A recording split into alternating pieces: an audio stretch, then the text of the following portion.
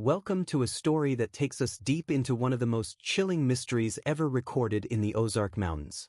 Before we begin, share in the comments where you're watching from and what time it is for you. It's always fascinating to see how far these stories travel and when people listen. In the fall of 1895, when much of the Ozarks was still wild and untamed, a small frontier community called Hollow Creek vanished overnight. 17 members of the Eldridge family, known as the Hollow Creek clan, simply disappeared. Fires had gone out, meals sat unfinished, and not a single person was ever found. No signs of violence, no graves, and no answers. To this day, the case remains one of the most puzzling disappearances in early American history. What follows is a reconstruction drawn from old reports, journals, and personal testimonies gathered over 70 years. The records were once held by the Missouri Historical Society but were misplaced after being transferred to microfilm in 1964. What survives are fragments, letters, diaries, and witness accounts from those who dared to uncover what happened at Hollow Creek. Hollow Creek was tucked in a valley between Mount Judea and Compton, in present-day Newton County, Arkansas. The only way in was along a steep trail that turned dangerous each winter. That isolation might explain why no one noticed the disappearance for nearly 3 weeks. By then, the trail, and the evidence, had gone cold. When Sheriff Thomas Layton of Harrison arrived on December 3, 1895, his report described an eerie scene. The village was empty. Animals were gone, but their feed was still in the troughs. The homes looked undisturbed, belongings, clothes, and heirlooms all in place. Ashes in the hearth were weeks old. There were no signs of a struggle and no remains anywhere nearby. So what could make an entire community abandon their homes without taking anything? And why did every attempt to solve the mystery either fail or lead to tragedy? To understand what happened, we must start with who the Eldridges were and why they chose to live in such isolation. Jeremiah Eldridge was born in 1842 in eastern Tennessee, the third son of a small tobacco farmer. County records show the family managed about 80 acres of land. Jeremiah went to school until age 14, when his father decided he'd learned enough. Family letters reveal Jeremiah was fascinated by caves and rocks, often exploring limestone hollows near their home. When the Civil War began, he joined the Confederate Army under General Nathan Bedford Forrest, fighting in several major battles, including Shiloh. His record shows a strange gap in service from mid-1863 to early 1864, when he was reportedly assigned to special duties that were never explained. Researchers later believed this missing period held clues to the Hollow Creek mystery. After the war, Jeremiah returned home to find his family farm destroyed and his parents gone, casualties of the chaos sweeping through the region. Both his brothers had been killed in battle. Alone, Jeremiah took on labor jobs and trapping work until he built a modest fur trading business. In 1868, he married Rebecca Hollister, a schoolteacher who had also suffered wartime losses. Her recovered diary describes him as quiet and distant. "Jay is not the same man I knew before the war," she wrote. "He speaks kindly, but at night I hear him whispering about things they found and voices from below." By 1870, Jeremiah purchased 120 acres of rough, rocky land deep in the Ozarks, land that most settlers avoided. The deed described steep terrain and a circular limestone depression about half a mile from where they built their cabin. No one knows why Jeremiah chose that valley. It was remote, infertile, and far from any town.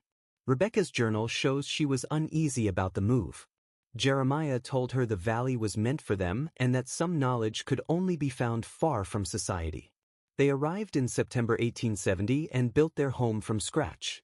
Rebecca wrote that the valley was beautiful but hauntingly quiet. "The silence has a weight I've never known," she noted. Over time, more family joined them, Rebecca's sister Catherine and her husband William, followed by William's brother Thomas and his wife. By 1875, 3 cabins stood in Hollow Creek. Jeremiah spent long hours in the nearby limestone hollow, collecting strange rocks and making sketches he wouldn't explain. By 1895, the settlement had grown into a small community of 5 cabins and multiple generations. Jeremiah and Rebecca's children had families of their own. Isaac, the eldest, lived with his wife Sarah and their 2 children. Martha married Richard Thornton and had a daughter, while Samuel remained single. The youngest, Ezekiel, was described by Rebecca as deeply troubled and often restless. Rebecca kept careful journals describing their daily life, planting corn and beans, raising animals, hunting and preserving food for the harsh winters. Sundays were devoted to family worship since no church was close enough to visit. The Eldridges lived in near total isolation, a choice that seemed deliberate.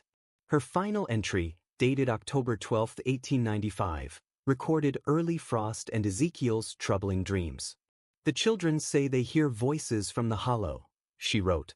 "Jeremiah says it's only the wind, but I see doubt in his eyes.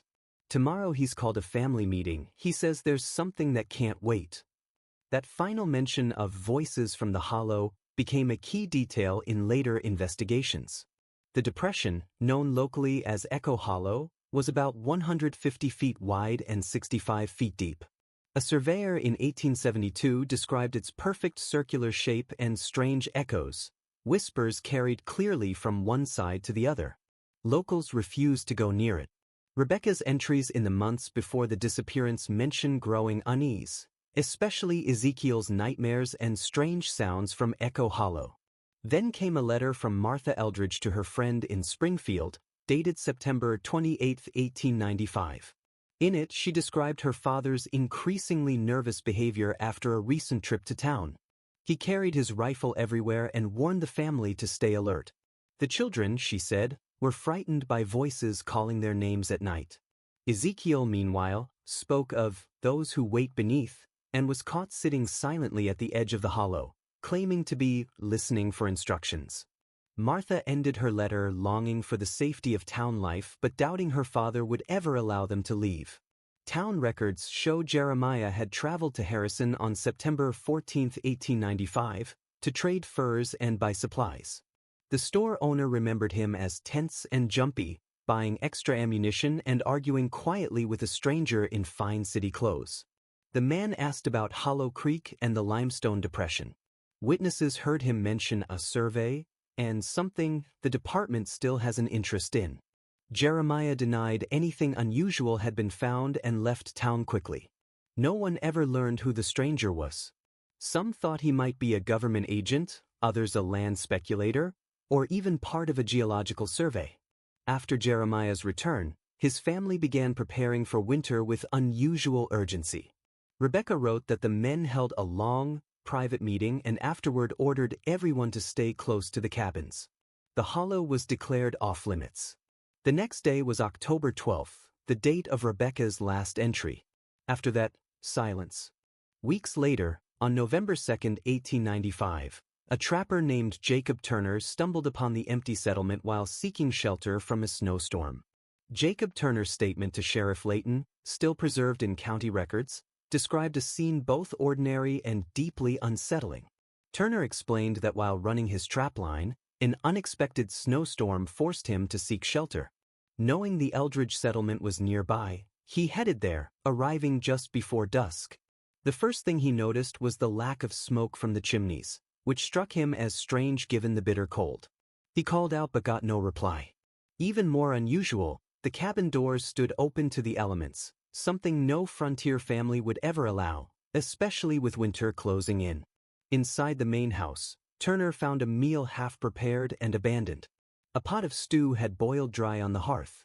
A child's doll was resting against a rocking chair, as if waiting for its owner.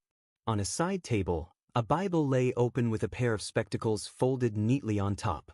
Each cabin told a similar story. In one, a shirt was left unfinished with the needle still in the fabric. In another, a game of checkers sat frozen mid-play. The root cellar was full of preserved food, and the barn still had hay and feed, but no animals remained aside from a few wild chickens. Their horses and mules were gone, but the saddles and harnesses were still hanging in the stable. What disturbed Turner most was the silence. The mountains are never truly quiet. There are always birds, the wind, or animals moving about. But that night, the valley was still, as if even the air was holding its breath.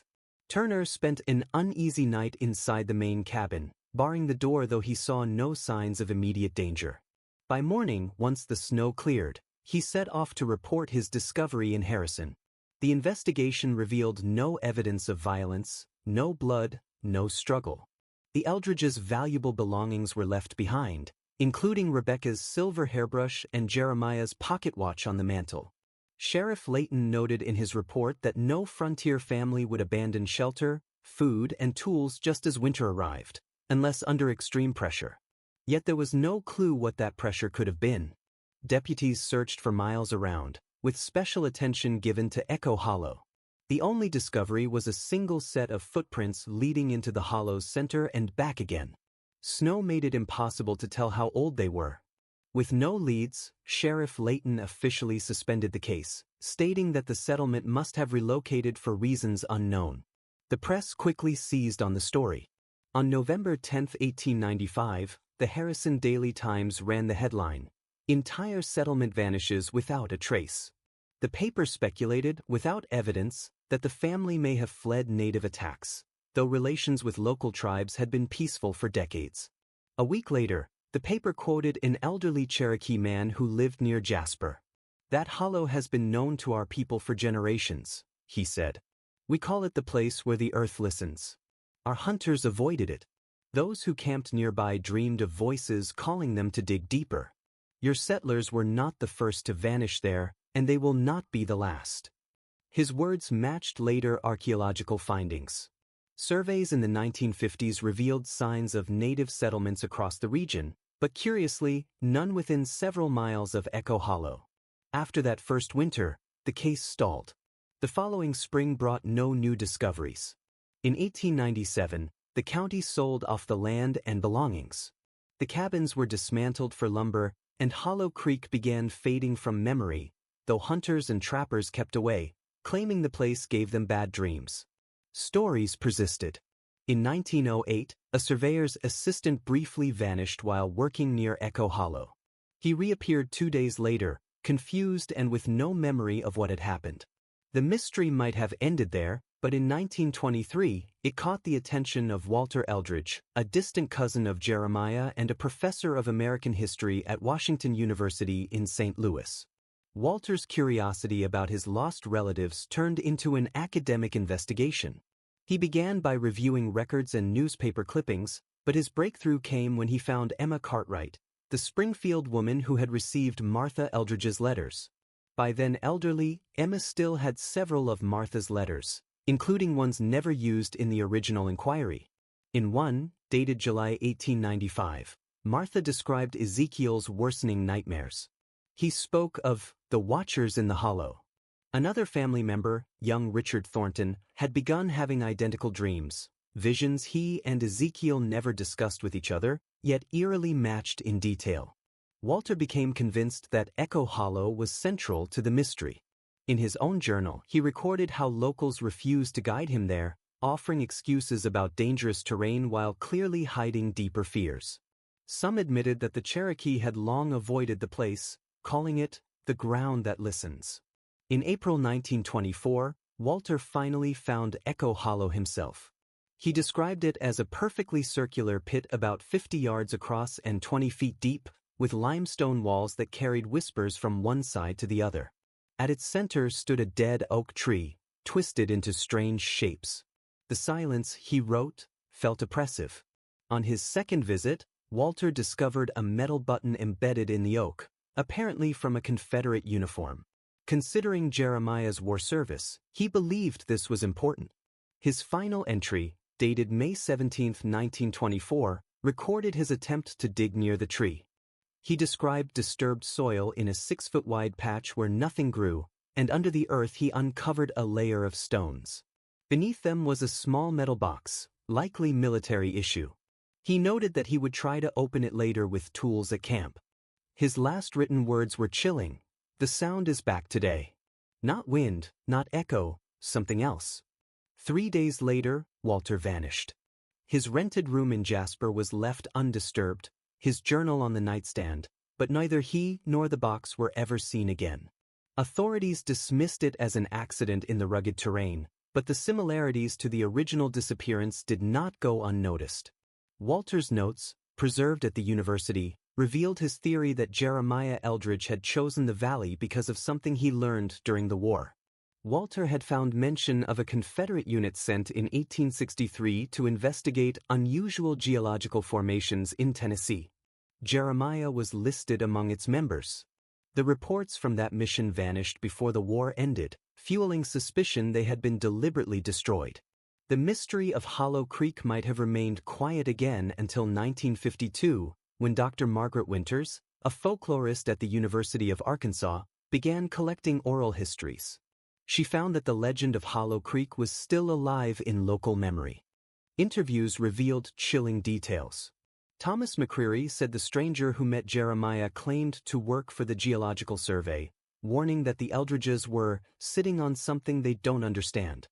Esther Turner recalled her father found a stone circle with disturbed soil and heard voices that spoke inside his mind. In 1953, Dr. Winters and Raymond Carter uncovered Jeremiah's wartime journal fragments describing voices that are not voices and an opening sealed long ago. She later destroyed her notes, saying, "Some things should stay buried." Every investigator since Walter, Thornton, Jenkins vanished or withdrew, leaving Echo Hollow's secret sealed in silence.